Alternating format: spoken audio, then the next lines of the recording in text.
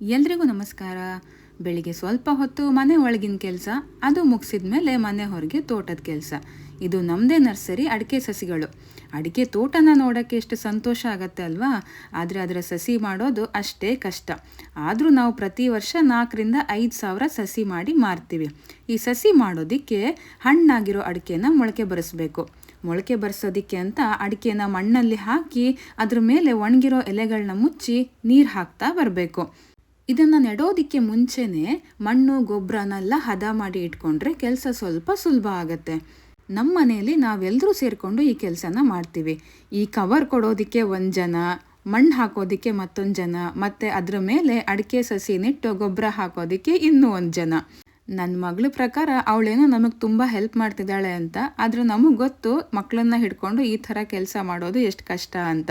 ಆದರೂ ಇಂಥ ಕೆಲಸಗಳಲ್ಲಿ ಮಕ್ಕಳು ಭಾಗಿಯಾದರೆ ಒಂಥರ ಒಳ್ಳೆಯದೇ ಅಲ್ವಾ? ಬೆಳೆಯುವ ಸಿರಿ ಮೊಳಕೆಯಲ್ಲಿ ಅಂದ ಹಾಗೆ ಅವರು ಏನಾದರೂ ಕಲ್ಕೋತಾರೆ. ಇಲ್ಲಿ ತುಂಬ ಚೆನ್ನಾಗಿ ಗಾಳಿ ಬೀಸ್ತಾ ಇತ್ತು. ಮಲಗಿಸಿದ್ರೆ ಇಲ್ಲೇ ಮಲ್ಕೊಳ್ಳೋಕ್ಕೂ ರೆಡಿ ಇದ್ಲು ಅವಳು.